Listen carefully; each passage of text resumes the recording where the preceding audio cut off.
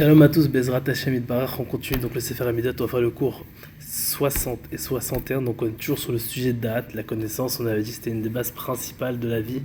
Rabbi Nachman il parle beaucoup de ça, Rabbeinu il dit qu'il faut arriver à ce qu'on appelle le Da'at Jikdusha, c'est-à-dire d'avoir la connaissance sainte, d'être vraiment connecté au bon Dieu, c'est le plus important, c'est le but de notre vie. Bon, Hashem c'est une des raisons pour lesquelles on est descendu dans ce monde-là. Et donc il rallonge beaucoup dessus, pas simplement comme ça, mais justement parce qu'il nous montre qu'il y a des choses qui sont extrêmement importantes dedans. Et donc on continue tout, on était au point numéro 4. Et évidemment c'est la partie 2, il y a toujours partie 1, partie 2 dans le Sefer Hamidot, là c'est la partie 2, on a fini la partie 1, Baruch Hashem. Là on est partie 2, point numéro 4. Lorsque des idées idolâtres se présentent à l'homme et qu'il les dissipe grâce à sa croyance en Dieu, alors ses pensées seront transcendées telle une rosée de bénédiction.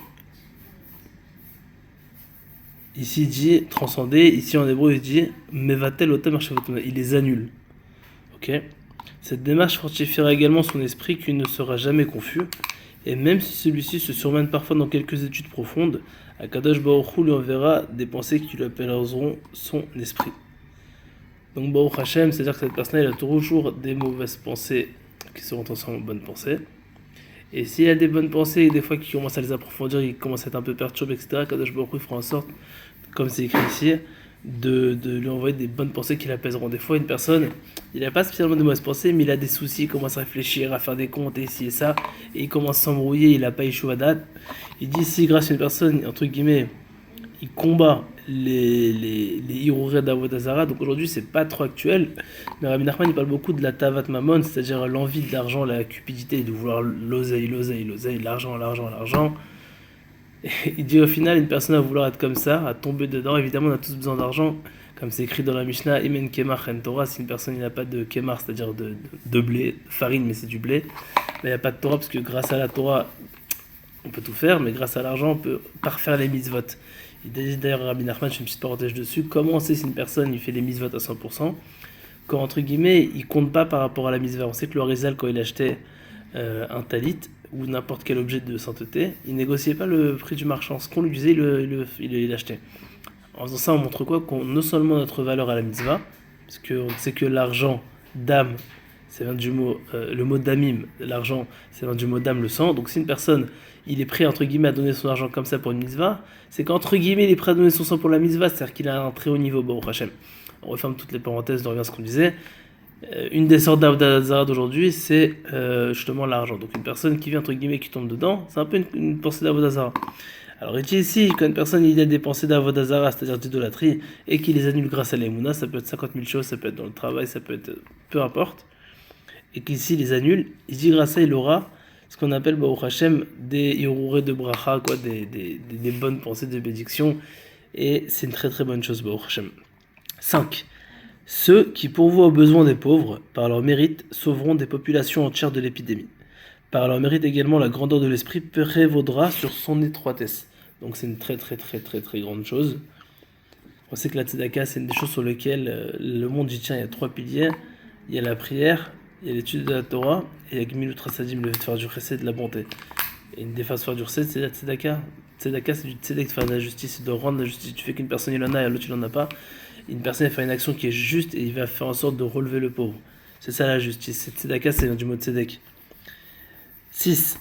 Même dans la folie et la sottise, on discernera une forme de sagesse. Manienne. Pourquoi il dit ça Rabbi Nachman?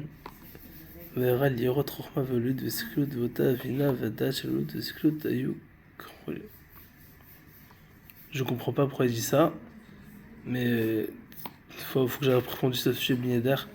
J'ai hâte de comprendre pourquoi il dit ça Rabbeinu. 7. La voix provenant d'une personne instruite dans la sainteté sera propice à la crainte divine.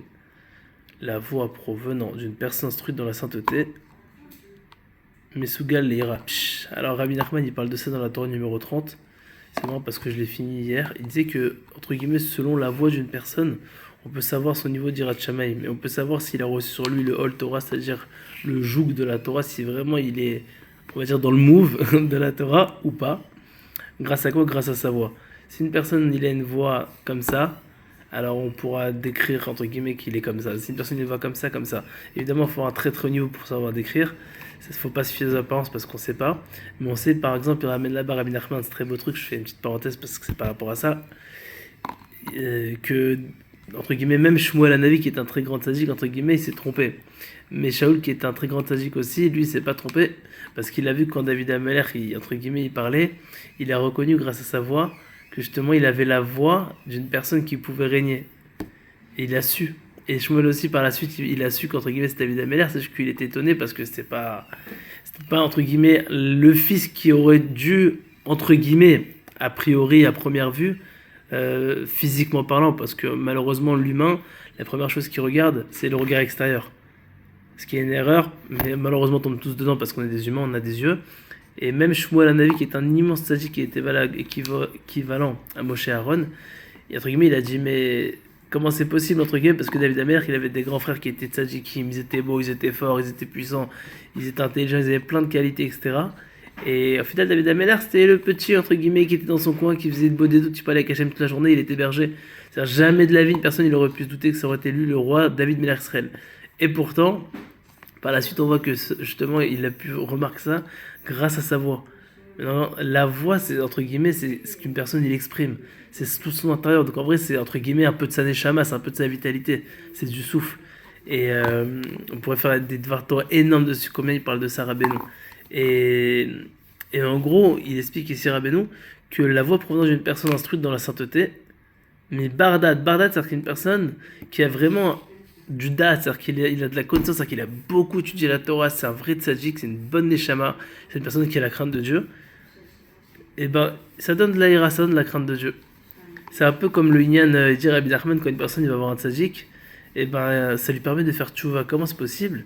Il dit sans même qu'il nous fasse de reprimande, on fait tchouva. Comment?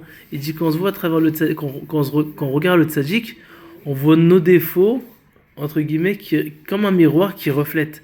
Mais pourtant le tzaddik il a pas de défauts, mais entre guillemets, on voit tous nos manques et grâce à ça, ça nous permet de prendre conscience, ça nous permet de faire tchouva.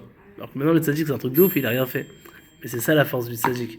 Ben, c'est un peu plus ou moins pareil. En écoutant entre guillemets la voix d'une personne qui est instruite dans la sainteté, ça amène la crainte divine. 8. À cause des troubles de l'esprit, la crainte divine sera endommagée, également par le désordre de l'esprit. L'autorité de l'individu s'affaissera. Non, faire attention de ne pas avoir bilbouladat, c'est le contrat d'Ishuvadat. Ishuvadat, c'est quand l'esprit est posé, la personne il peut réfléchir tranquillement, posément, tout va bien, tout est magnifique. Et ça, c'est possible que grâce à la simcha, parce que en Ishuvadat et la besimcha, dit Rabbi Nachman, il faut tout le temps être Ishuvadat.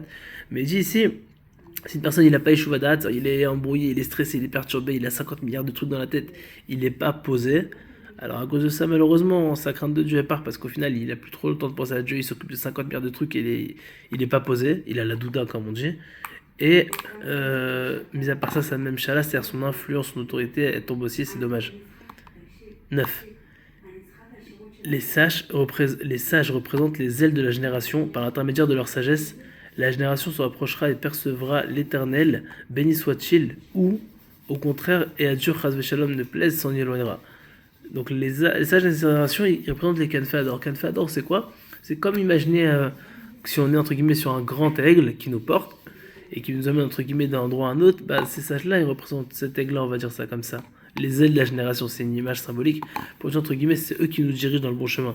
Donc si c'est des tzadikim et que Baruch Hashem, il dit comme ça, les filles matam selon leur sagesse, ken it karvut ador vasagatam ou le fr. Il dit selon leur sagesse, donc leur étude, le fait qu'ils sont proches de Dieu, etc., alors la génération elle se rapproche, donc toute la génération, c'est-à-dire toutes les personnes qui vivent en même temps, dans le même zman, on va dire comme ça, de ces sages-là, alors ils se rapprochent. Sinon que Dieu préserve, ils s'en éloignent de Dieu, que Dieu nous a préservé. La chid, l'autre stachou, la sig et le kout, elle est romot, qui est kouyam banou, velu, kanef, naf, od morecha. Le maître ne dérobe plus à ton regard, les termes elles se dérober ont la même valeur que kanaf. Bon, Bezrat Hashem, la petite lavo n'aura plus besoin de pouvoir arriver à ça grâce à la perception divine, grâce à la céleste, avoir la perception divine, parce qu'il y aura une prophétie qui va se réaliser, Bezrat Hashem, et en gros on n'aura plus besoin de soi, on se connectera directement à Hashem sans intermédiaire, sans rien du tout. 10. Celui qui voudra approfondir et spéculer avec son intellect sur quelque sujet devra le rattacher à la notion du Beth Amikdash, selon l'allusion tirée des versets. Je tirerai ma science de loin, et il aperçut l'endroit de loin, dans lequel l'expression de loin désigne le temple. Ok, pourquoi il nous dit ça, Rabbeinu? Tout ce qu'on fait en vrai, on l'attache au Beth Amikdash avant de prier. On est censé connecter nos pensées au Beth Amikdash, au Echal, c'est où il y avait toutes les choses, il y avait la Menorah, etc., et le Kodesh HaKodashim. Et au final, on est censé connecter nos pensées au Kodesh HaKodashim. C'est l'endroit le plus saint du monde. En fait, quand on se connecte au Beth Amikdash, on se connecte, entre guillemets, à la source de la Kedusha la plus grande de toute l'humanité, de tout le monde entier, de tout le monde entier, de tout l'univers, si on peut dire ça comme ça.